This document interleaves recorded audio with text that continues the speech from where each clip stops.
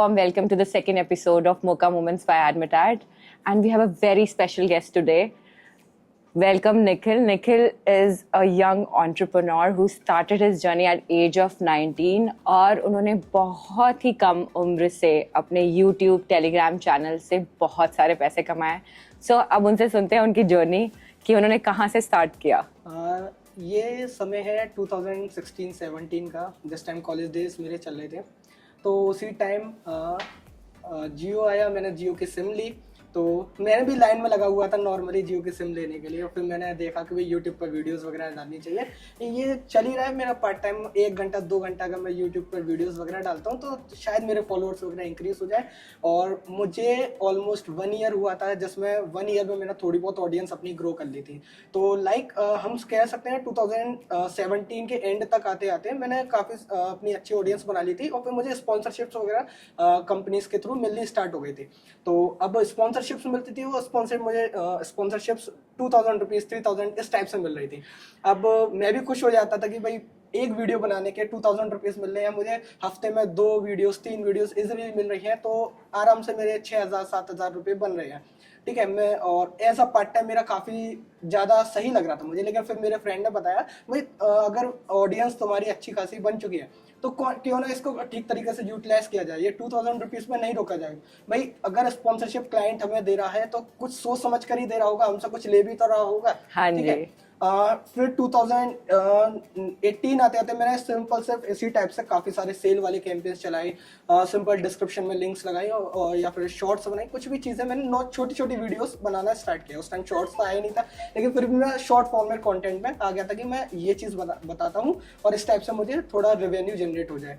अब लेकिन फिर ये था कि भाई एक टाइम तक आते आते मेरी अर्निंग वहीं पर रुक गई थी. फिर 2019 में मैंने अपना टेलीग्राम चैनल चालू किया.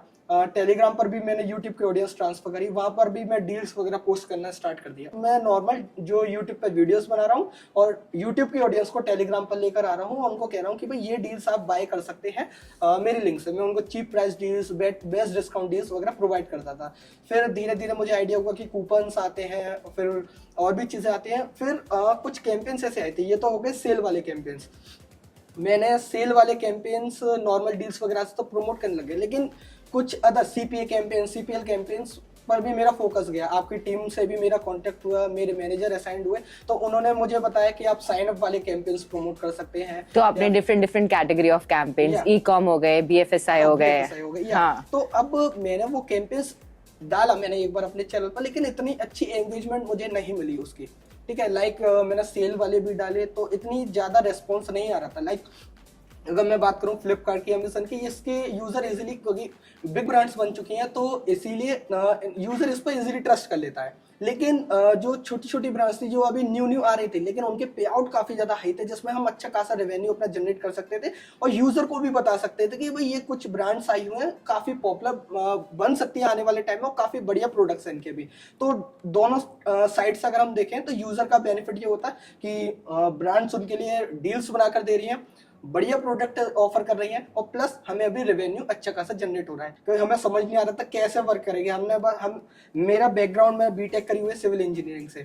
मेरा इस फील्ड में कुछ भी इंटरेस्ट नहीं था कि मैं कहाँ से आ गया. मैंने 2017 में कंप्लीट किया और इस फील्ड में मैं कहाँ से आ गया मुझे कुछ आइडिया नहीं था. ऐसे ही मेरा जो भाई है उसने सीए करी हुई है, लेकिन वो सीए होकर भी ये कहाँ से इसमें आ गया उसको भी कुछ आइडिया नहीं है. हम दोनों के लिए बिल्कुल अलग फील्ड था.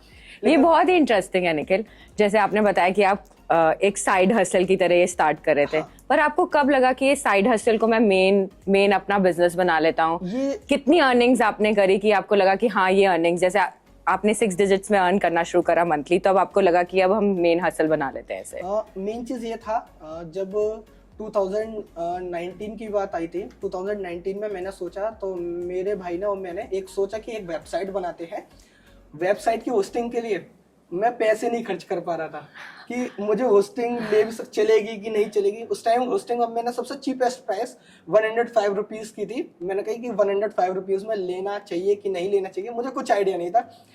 हमने आंख बंद करके ले ली उसको 105 रुपीज़ की होस्टिंग को. फिर जैसे ही ले ली उसके बाद हमने सोची कि अब सोचेंगे कि कैसे क्या बनाना है. लेकिन ये आइडिया हो गया था कि भाई एफिलिएट मार्केटिंग में स्कोप है.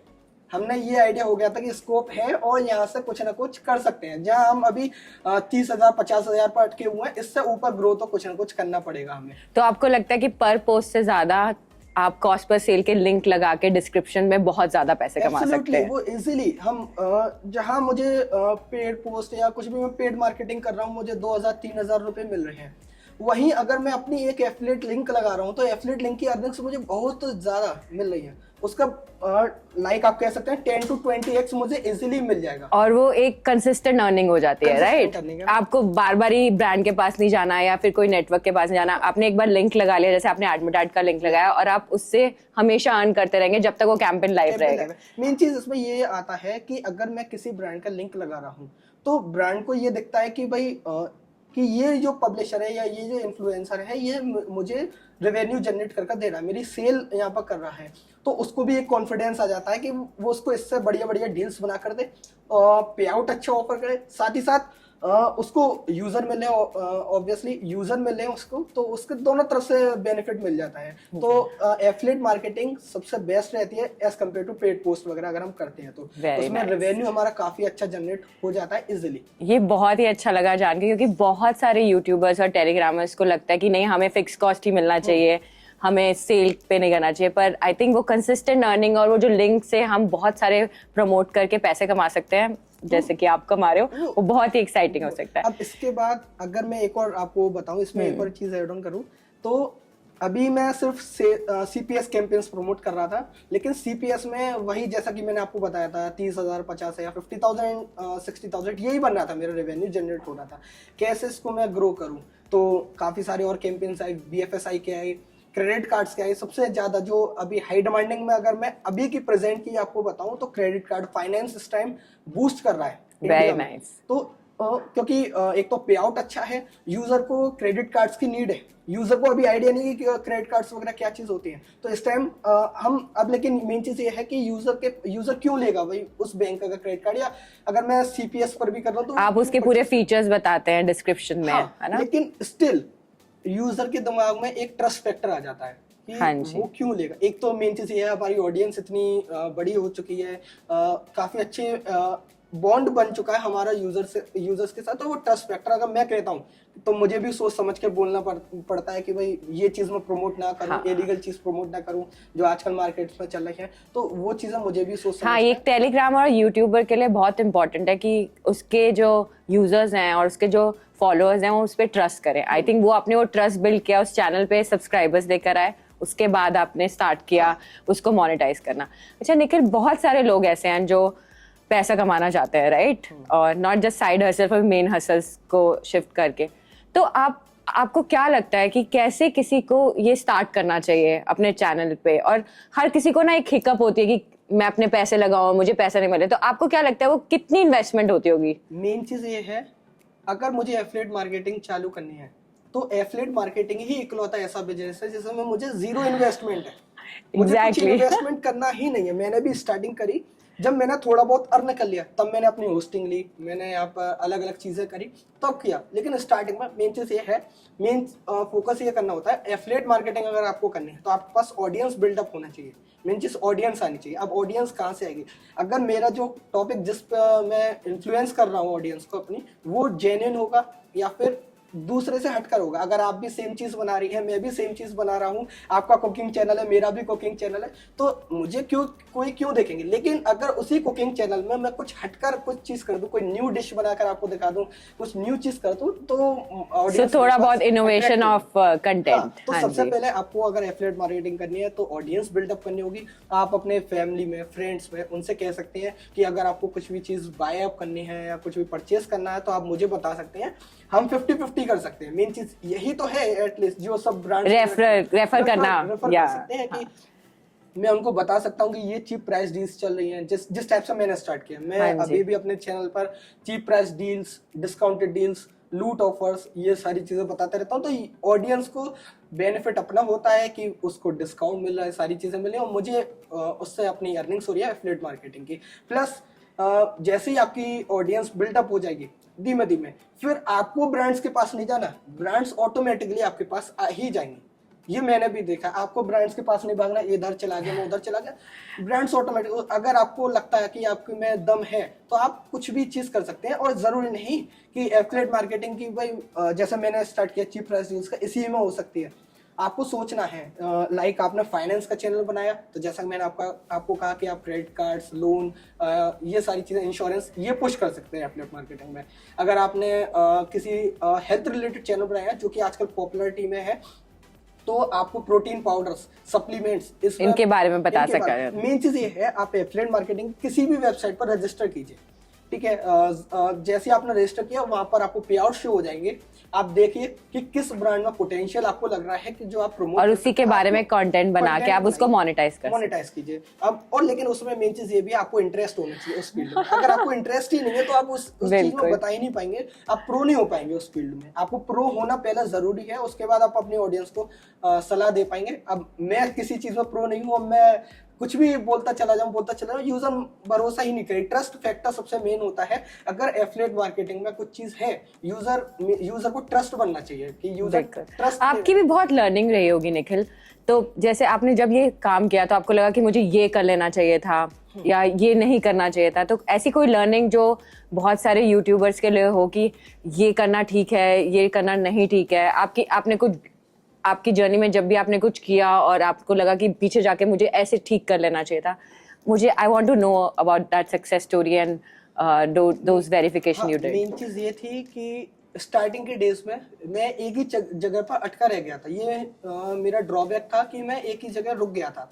मैंने 1 साल उसमें पूरा गवा दिया अपना, ठीक है। तो अगर मैं उसमें कुछ और आइडियाज इनोवेट करता अपने, तो आसानी से मैं और इससे भी ज्यादा ग्रो कर लेता, ठीक है। वैसे फिर भी, लेकिन वो चीज अगर हम ठीक कर सकते हैं बाद में भी, ऐसी बात नहीं है। एफिलिएट मार्केटिंग में कभी भी, ये इंडस्ट्री इतनी बड़ी है कि कभी ये खत्म होने वाली नहीं है। ये बहुत बड़ी इंडस्ट्री है। और मेन चीज ये भी रहता है, यूजर कंपेयर कर लेते हैं एफिलिएट मार्केटिंग को नेटवर्क मार्केटिंग से, जो कि बिल्कुल अलग है। मैं आज भी जाता हूँ, अगर मैं किसी को बताता हूँ कि मैं एफिलिएट मार्केटिंग कर रहा हूँ, तो वो कहते हैं अरे यार ये वही नेटवर्क मार्केटिंग होगी, मुझे प्रोडक्ट बेचना होगा कंपनी से लेकर, मेरे पैसे फंस जाएंगे, वो हो जाएगा।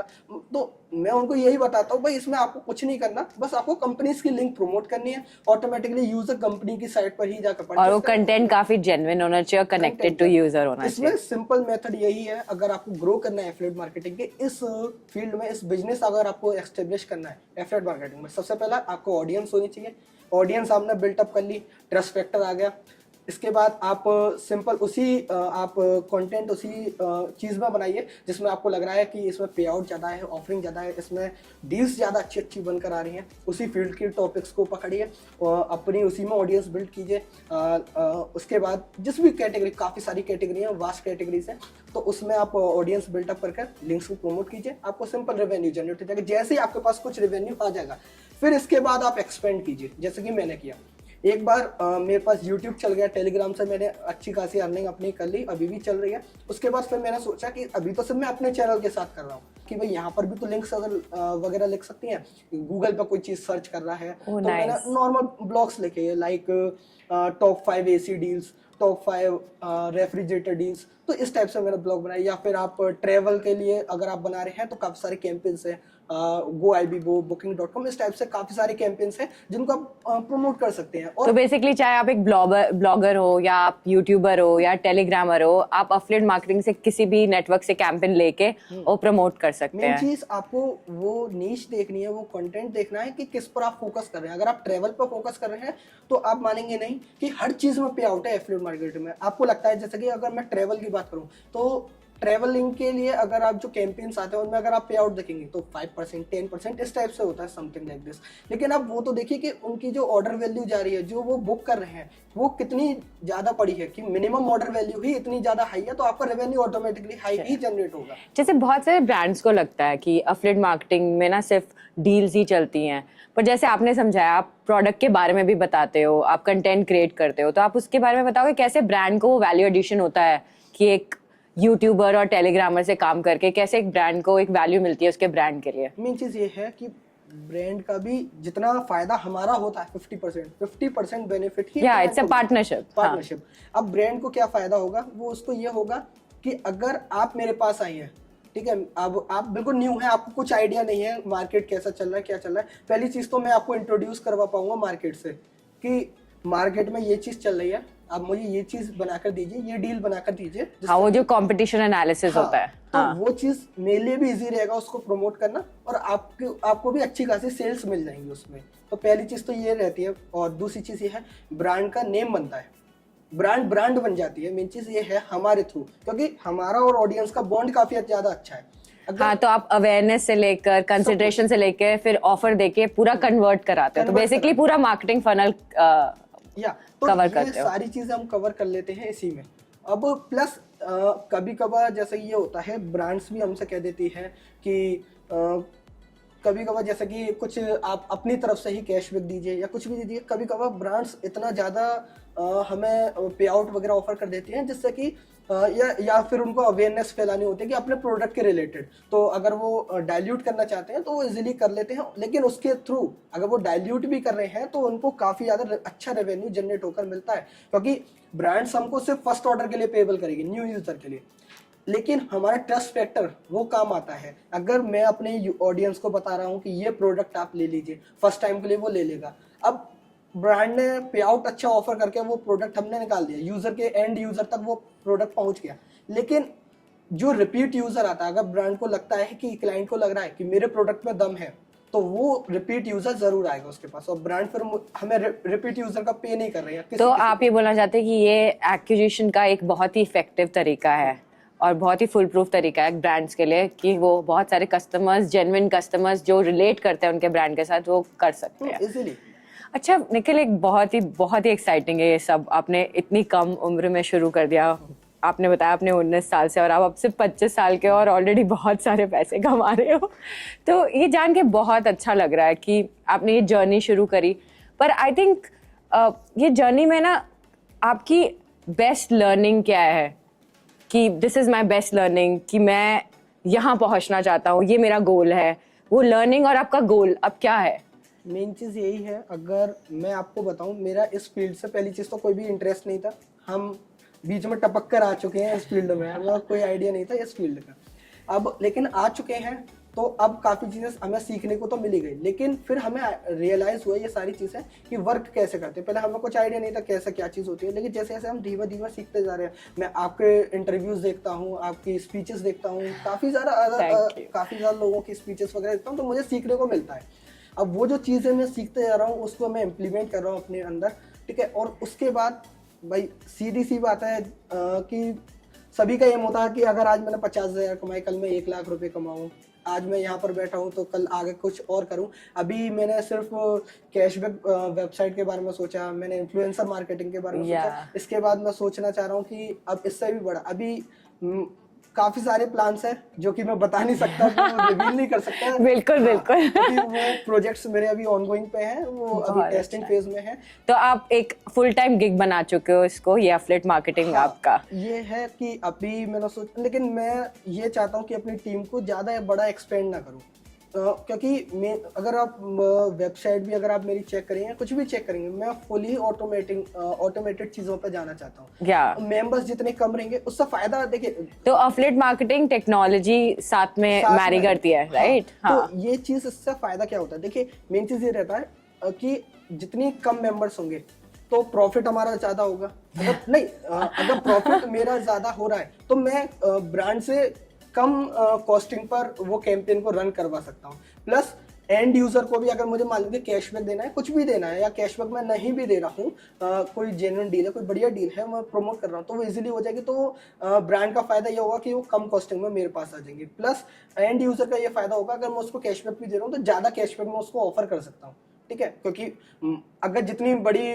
टीम होगी मेरी, क्योंकि अभी अगर मेरे 5 मेंबर्स हैं मेरी टीम में, तो हम 5 मेंबर्स सुटेबल हैं ये सारी चीज़ें रन करने के लिए, इजीली हो रहा है, ठीक है। अगर मेरा मन करता है कि भाई मैं कहीं घूमने चले जाऊँ, तो मैं अभी मेरे पास इतना टाइम रहता है कि मैं चला जाता हूँ कहीं भी। तो आप अपने टाइम के अकॉर्डिंग काम करते हो, और कितने घंटे काम करते हो दिन में?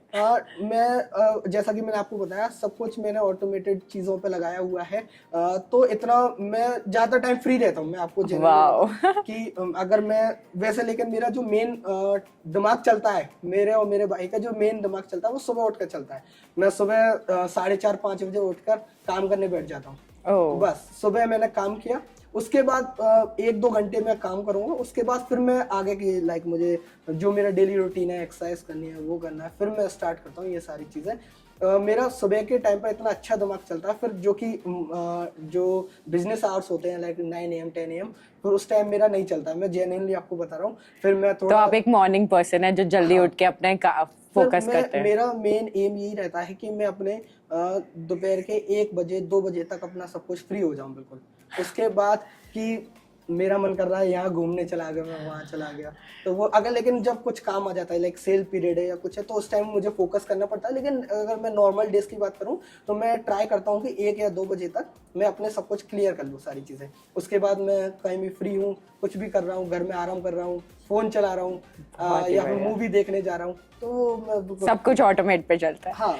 निखिल, मुझे जानना है कि आपको कब लगा कि ये बस मेरी फुल कॉलिंग है और ये मुझे करना चाहिए, क्योंकि इसमें बहुत सारे एडवांटेजेस, और मैं वो स्ट्रैटेजी और एडवांटेजेस आपसे जानना चाहूंगी। देखिए, हर एक फील्ड में एडवांटेजेस डिसएडवांटेजेस दोनों होते हैं, लेकिन हाँ। इस वाले फील्ड में एडवांटेजेस ज़्यादा हैं कंपेयर टू डिसएडवांटेजेस से। तो ड्रॉबैक्स काफ़ी ज़्यादा कम है इसमें। अब एडवांटेजेस अगर मैं गिनवाने लग जाऊं तो मैं भी थक जाऊंगा इसमें। तो लेकिन काफ़ी सारे फीचर्स हैं इसमें, इस फील्ड में। सबसे पहली चीज़ कि अगर मैं नॉर्मल जॉब कर रहा होता तो मुझे सुबह जल्दी तैयार होकर उठकर ब्रेकफास्ट कर कर बस 10 बजे जा रहा हूँ, शाम को 6-7 बजे घर में आ रहा हूँ मैं, तो वो चीज़ करनी पड़ती। ठीक है, वो चीज़ मुझे बिल्कुल नहीं करनी पड़ती।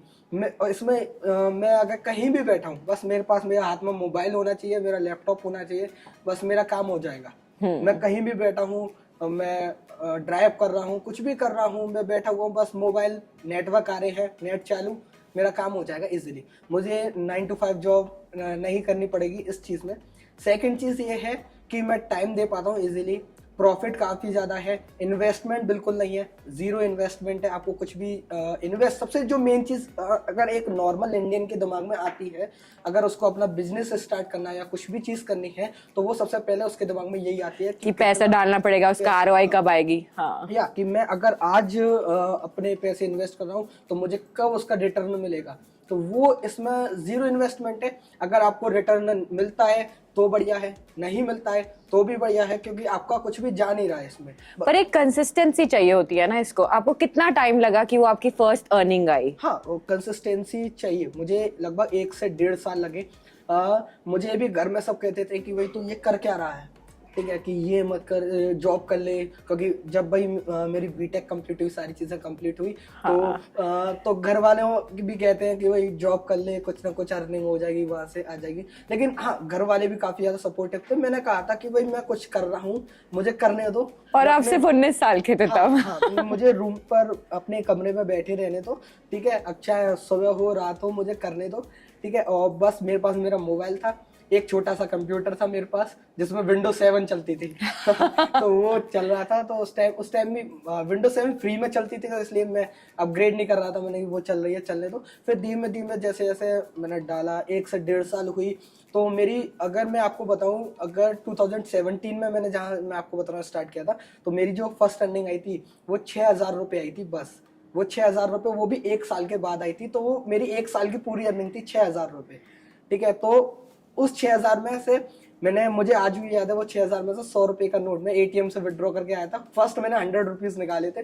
वो 100 रुपीज मैंने आज भी वो एनवलप में रखे हुए हैं, बिल्कुल करेंसी नोट है बिल्कुल। तो वो आज भी मैंने अपने पास संभाल कर रखा हुआ है, वो वाला नोट, कि मुझे याद रहे कि भाई ये पहला 100 रुपये की मेरी कमाई आई थी, मैंने अर्न किया था। इसके बाद जो भी था वो मैंने आज तक खर्च नहीं करे, अभी भी मेरे पास। और वो फिर मल्टीप्लाई होता रहा और आज आपने इतनी अपनी तो कंपनी वो बना धीमे ली। धीमे, बस मेन चीज़ ये है कि हमारे पास आइडियाज़ होने चाहिए, क्योंकि मेन किसी भी चीज़ में ग्रो करना है, कि आज इतनी ज़्यादा पॉपुलेशन है इंडिया की, आपको भी पता है। अगर मुझे किसी फील्ड में ग्रो करना है तो मेरे जैसे 10 पहले से ही मेरे आगे लाइन में लगे हुए हैं। अगर मुझे उनको जंप मारना है 10 को, तो कुछ ना कुछ इनोवेटिव चीज़ करनी ही पड़ेगी। तो वही चीज़ है, कुछ ना कुछ तो अलग करना पड़ेगा। वो मैंने अलग सोचा, ठीक है। और अभी भी मैं काफ़ी चीज़ें नहीं सोच पाया हूँ, जो कि मैं देखता हूँ कि अलग अलग लोगों को देखता हूँ कि वो मुझसे बेटर कर रहे हैं, तो मैं उनसे उनकी वो चीज़ें सीखता हूँ। फिर मैं डिस्कस करता हूँ अपने भाई के साथ, अपने टीम मेंबर्स के साथ, कि कैसे हम ये चीज़ भी कर सकते हैं हम, ठीक है। तो वो चीज़ फोकस करनी पड़ती है। और मेन चीज़ यही है, फोकस सबसे मेन है। अगर आप कुछ चीज़ कर रहे हैं तो एक ही चीज़ पर लगे रहिए कंसिस्टेंट। अगर मेरा डील्स का चैनल था, जिस भी चीज़ का आपका चैनल है, इन्फ्लुएंस कर रहे हैं किसी भी चीज़ को, तो एक ही टॉपिक पर लगे रहिए। आपको लगता है कि भाई व्यूज़ नहीं आ रहे हैं, ऑडियंस नहीं आ रही है, अभी नहीं आ रही, एक कोई ना कोई की वीडियो होती है आपकी जो कि वो एकदम से वायरल होती है। वायरल होती है, वो 10 को लेकर होती है। फिर वो एक बार जैसी वो वायरल हुई, और वायरल होना रातों रात हो जाती है। बस आपको अपना कंटेंट देखना पड़ता है कि वो फोकस रहिए आप 10 चीजें मत कीजिए कि मैं ये भी कर लूं, ये भी कर लूं, ये भी कर लूं। पहले एक चीज ग्रो हो जाए, फिर दूसरे पे। अब आपको लगता है ये वेल सेटल्ड हो चुकी है ये चीज, अब मैं दूसरी चीज कर सकता हूँ, तो तब मैंने दूसरी चीज स्टार्ट करी। अगर मैं पहले से कुछ गलतियां हुई, ये भी मैं इंक्लूड करना चाहूंगा कि मेरे से भी कुछ गलती हुई स्टार्टिंग में। मैंने ये भी स्टार्ट कर लिया, वो भी स्टार्ट कर लिया, 2-3 चीजें एक साथ कर ली थी, फिर मुझे वो चीजें बंद करनी पड़ी क्योंकि वो चीज मेरी चली नहीं। ठीक है, क्योंकि मेरा फोकस ही नहीं हो पा रहा था, और मैं जिस चीज पर मेरा मेन डिमांड आ रही थी यूजर्स की, उस पर मेरा फोकस नहीं हो पा रहा था। फिर मैंने देखा कि हाँ, और मेन चीज यूजर का फीडबैक आप लेते रहिए टाइमली। अगर मैं भी सब कुछ यूजर ही है, जो आज मैं इस जगह बैठा हुआ हूँ ना, तो वो यूजर ने मुझे बैठाया हुआ है, मेरी ऑडियंस ने बैठाया हुआ है, उसके अलावा मैं कुछ नहीं था।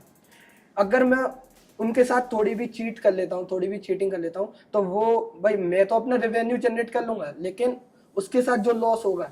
अब आज भी मैंने अपना बॉट बनाया हुआ है टेलीग्राम्स वगैरह पर, जहाँ से मैं यूजर से फीडबैक लेता रहता हूँ। That's so nice. किसी भी बिजनेस में फर्स्ट ऑफ ऑल सबसे ज्यादा इंपॉर्टेंट है ethical, being ethical and true to your consumer और to your user, which is amazing. अगर मैं एक और चीज बताऊं, जैसे कि मुझे कुछ चीज करनी भी होती है, लाइक अगर ब्रांड से मुझे पेड डील मिली भी है, तो मैं क्लियरली मेंशन कर देता हूँ अपने यूजर्स के साथ कि ये मुझे पेड प्रमोशन है। अगर आपको ये चीज पसंद आ रही है तो आप लीजिए, मैं उसके लेकिन फीचर सब कुछ बताता हूँ। और पेड डील भी मैं तभी करता हूँ कि जब ब्रांड मुझे लग रहा है कि ये काफी जो चीज ऑफर कर रही है वो बढ़िया चीज ऑफर कर रही है, यूजर का इसमें कुछ भी नुकसान नहीं होने वाला है, तब मैं यूजर के पास वो चीज लेके जाता हूँ। तो इससे देखिए ट्रस्ट फैक्टर क्या बना कि मैंने क्लियरली मेंशन कर दिया कि पेड डील है, अगर आपको इंटरेस्ट हो तो आप ले सकते हैं। तो यूजर बॉट मुझे बॉट पर आकर मैसेज करता है कि भाई आपने ये चीज़ बहुत अच्छी करी, हमें बता दी ये चीज़ अच्छी लगती है। मैंने पर्टिकुलरली अपना एक मेंबर को बॉट पर लगाया हुआ है कि अगर कभी कभार मैं रिप्लाई नहीं कर पाता तो उसको लगाया हुआ है कि यूजर अगर मैसेज आया है तो विद इन 5 to 10 मिनट्स में मैक्सिमम टाइम उसको रिप्लाई मिल जाए इंस्टेंटली। वाह। हाँ, क्योंकि अगर कभी कभार ऐसा टाइम हो जाता है कि भाई लेट रिप्लाई हो रहा है, लेट रेस्पॉन्स आ रहा है, 1 घंटा 2 घंटा, लेकिन ज्यादा डिले मैं नहीं करता। मेरे पास मेल्स भी आते हैं, तो मेल का भी मैं ट्राई करता हूँ। जितनी मिसिंग्स आती हैं, आपने देखा होगा एफिलिएट मार्केटिंग में मिसिंग्स भी आते हैं, क्योंकि भाई लिंक्स में कहीं ना कहीं यूजर एक बार में पूरा प्रोसेस नहीं कर रहा है। मेन इशू ये भी आती है यूजर को बताने के लिए कि आपको जो प्रोसेस करना है वो लिंक के थ्रू एक कंसिस्टेंट वे में करना है, आप बीच में ब्रेक नहीं कर सकते हैं उसको। कभी कभी कुकीज सेव नहीं हुई, किसी ने एड ब्लॉकर्स लगा रखे हैं, काफी चीजें ऐसी लगा रखी हैं जिसकी वजह से वो चीज एंड वहां तक नहीं पहुंच पाई है, वो ट्रैक नहीं हो पाया। तो अगर मेरे पास मिसिंग्स आती है तो मैं मिसिंग्स का ट्राई करता हूं कि यूजर का जल्दी से जल्दी सॉल्व कर दूं with in 5 to 10 minutes 15 minutes में। उससे बेनिफिट ये होता है मेरा कि एक तो ये होता है कि चलिए हम मेरे पास मिसिंग्स आई है, मैं क्लाइंट को भेज दूंगा मिसिंग्स, तो वो तो ट्रैक हो ही जाएगा, मुझे पता है। लेकिन अगर मैं उसको थोड़ा डिले करता हूँ 1 दिन 2 दिन, तो यूजर क्या कर सकता है, ऑर्डर को कैंसिल कर सकता है। एग्जैक्टली। तो उससे ये रहता है कि ब्रांड को भी लॉस होगा थोड़ा बहुत कि भाई यूजर जा रहा है उसकी तरफ से। ठीक है, तो अगर मैं 5 to 10 मिनट्स में उसका ट्रैक कर देता हूँ तो यूजर को ट्रस्ट ये बन जाता है कि मैंने अभी मेल किया, 5 to 10 मिनट्स में मेरे पास रिप्लाई आ गया, मेरी इंस्टेंटली जो इश्यू था वो सॉल्व हो गया, और बस सब कुछ हर तरीके से ये फायदा हो जाएगा। तो मैंने पर्टिकुलरली अपने एक मेंबर को, और सिर्फ वही नहीं, मैं मैक्सिमम अपना फोकस यूजर्स पे करता हूँ। मेरा जो मेन काम है, अगर मैं आज भी अगर सेंटमो पैसापति कुछ भी चला रहा हूँ, तो मेरा मेन एम यही रहता है, मैं अपने यूजर्स के साथ बॉन्ड बनाकर रखता हूँ। तो बेसिकली किसी भी यूट्यूबर और टेलीग्राम के लिए ट्रू टू देयर यूजर्स और उनके साथ कनेक्टेड होना, उनको सपोर्ट देना बहुत इंपॉर्टेंट है। अच्छा निखिल, एक बात बताइए कि सबकी लाइफ में एक जर्नी में एक बंदा होता है जो उनको इंट्रोड्यूस करता है, you look up to that person कि हाँ इस बंदे ने मेरे को ये सक्सेस स्टोरी में बहुत बड़ा योगदान दिया है। तो आपकी लाइफ में वो कौन है ऐसा इंसान? मेरी लाइफ में मेरा छोटा भाई ही है, मैं जेन्युइनली कहूँगा। वो भले ही अपना फेस नहीं दिखाता है, लेकिन मेरे पीछे वो हमेशा खड़ा रहता है कि कुछ भी अगर इशू आता है, चाहे वो टेक में हो, फाइनेंस में हो, किसी भी चीज में इशू आता है, या फिर अगर मुझे कुछ चीज मैंने कह दी कि ये पॉइंट है, ये चीज बनानी है, मुझे आज शाम तक ये चीज मिल जानी चाहिए, वो अभी लैपटॉप चालू किया, बस खोला, लग गया काम पर, और मुझे शाम से पहले वो चीज बनाकर मेरे आगे रख देगा कि ये चीज लो, चाहे वो किसी भी फील्ड का हो। मैं उसको ऑलराउंडर मानता हूँ, सबसे मेन रोल ही उसी का है, 60 to 70% रोल उसी का है। मेरा तो बस मेन चीज ये है, मेरी फेस आ रहा है, मैं आपको जेन्युइनली बताऊं कि मेरी बस फेस वैल्यू बन रही है कि मैं सामने आकर बता पा रहा हूं, लेकिन मेरी जो सक्सेस स्टोरी के पीछे जो हाथ है सबसे बड़ा, वो उसी का है, जो कि वो बता रहा है सारी चीजें, वो जो सारी चीजें बना रहा है। कुछ भी कहीं पर भी मुझे अगर इशू आता है तो बस हम दोनों मिलकर बैठते हैं कि भाई ये इशू आया, लैपटॉप चालू किया, पहले सोचेंगे कि करना क्या है, थोड़ी बहुत YouTube की वीडियोस वगैरह देखी, क्योंकि ये सब कुछ YouTube पर अवेलेबल है। अगर मैं एफिलिएट मार्केटिंग अगर आपको स्टार्ट करनी है, कुछ भी करनी है, काफ़ी ज़्यादा लोग बताते हैं कि भाई मेरा कोर्स ले लीजिए, ये ले लीजिए, फालतू 5,000 रुपये का कोर्स है। अगर वही कोर्स ही बेचना है आपको, तो आपने खुद को क्यों नहीं ग्रो कर लिया? अगर आपको आता ही है तो इतना आप खुद ग्रो कर लीजिए बस, ठीक है। और अगर सारी चीज़ें फ्री में अवेलेबल है, मैंने भी अगर स्टार्ट किया है, कुछ भी चीज़ सब कुछ फ्री में अवेलेबल है, आपको कुछ भी चीज़ लेने की जरूरत नहीं है, किसी का कोर्स वगैरह, आप डायरेक्ट जाइए यूट्यूब पे। अगर आप, I think best learning is practical learning. खुद अपना चैनल स्टार्ट करो, उस पर काम करना शुरू करो, अपने आप लर्निंग बनती रहती है। चीज ये है, ऑडियंस जो भी है वो आपको बताएगी। कोई यूजर आया, वो आपके पास नेगेटिव कमेंट कर रहा है, तो आपको नेगेटिव कमेंट जो कर रहा है वो आपकी कमी ही बता रहा है कि आपके अंदर ये चीज नहीं है, आप इसको सुधारिए, जिससे कि आगे वो ना बोल पाए। अगर मैंने उसको ग्रो कर लिया अपने आप को उस चीज में, तो वो जो नेगेटिव पीपल है वो पॉजिटिव में मेरा इजिली कन्वर्ट हो जाएगा। राइट, वेरी नाइस निखिल, आपकी जर्नी जान के बहुत ही एक्साइटमेंट हुई है, और I think with in 5-6 years आपने अपनी कंपनी बना लिया है, आप बहुत सारे पैसे कमा रहे हैं और उसके बारे में और भी सोच रहे हैं, तो ये बहुत अच्छा लग रहा है। अब मैं आपसे एक रैपिड फायर क्वेश्चन पूछूंगी, बहुत सारे। तो are you a night person और a morning person? Morning person. और आपकी, अगर आपको चूज करना हो फेवरेट 3 सेलिब्रिटीज जिसके साथ आप एफिलिएट मार्केटिंग का डिस्कस करना चाहेंगे, वो कौन है? 3 सेलिब्रिटीज। पहली चीज तो अगर मैं जेनरली बताऊं, मैं अपने आप को ही प्रेफर करूंगा सेल्फ मार्केटिंग के लिए। सेल्फ मार्केटिंग सबसे बेस्ट होती है, क्योंकि मुझे उसमें कुछ भी खर्चा नहीं करना पड़ रहा, मेरा पूरा प्रॉफिट पैसे मेरे पास ही रहेंगे। लेकिन अगर मैं बताऊं तो मैं एक ऋतिक रोशन को लेना चाहूँगा। ऋतिक रोशन की पॉपुलैरिटी काफ़ी ज़्यादा बढ़िया है, उन्होंने काफ़ी ज़्यादा ब्रांड्स वगैरह अपनी बनाई है।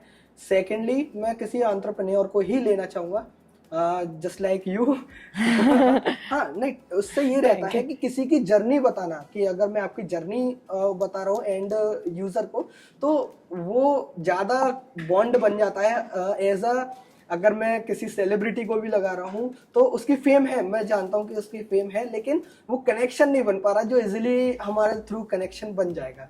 एंड थर्ड, अगर मैं कहूँ किसी सेलिब्रिटी के, नहीं तो फिर मैं किसी पॉलिटिशियन को रखूंगा। नाइस। अच्छा, और अगर मैं आपसे पूछूं कि एफिलिएट मार्केटिंग आप बहुत ही ज़्यादा पैशनेट हो, आप, मैं समझ पा रही हूँ, पर उसके अलावा अगर आपको कोई हॉबी या कोई करियर चूज करना पड़ता तो आप क्या करते हैं? तो मैं फिल्मिंग में जाना चाहूँगा। मैं एक्टर बनना चाहते हो? यस, एक्टर बनवा लो, साइड रोल दिलवा लो, कुछ भी दिलवा लो, मैं रेडी हूँ उसको करने के लिए। Okay, very nice. Thank you so much Nikhil, it was really nice talking to you. I think बहुत सारे ऑडियंस में लोग कैसे पैसे कमा सकते हैं online, how to earn money online का ज्ञान आपसे ले सकते हैं। Thank you so much. Thank you Neha, आपने मुझे बुलाया अपने इस पॉडकास्ट में, बहुत ही ज़्यादा मज़ा आया मुझे भी बात करने में। काफ़ी ज़्यादा मैंने अपने थॉट शेयर करे, कुछ ज़्यादा ही बोल दिया मैंने। नहीं। तो मुझे भी काफ़ी ज़्यादा मज़ा आया, ये भी मेरा फर्स्ट पॉडकास्ट था, तो काफ़ी ज़्यादा इंटरेस्टिंग था, मज़ा आया सब कुछ। चलिए, very nice, thank you so much. और असेंबली ट्रैवल के तरफ से आपके लिए एक वंडरफुल गिफ्ट है। I hope you try these products. Thank you so much Neha, इतना बढ़िया गिफ्ट देने के लिए। और वैसे असेंबली कैंपेन्स मैंने भी बहुत रन करे हैं। ओह यस, उनका एफिलिएट कैंपेन चलाते हैं।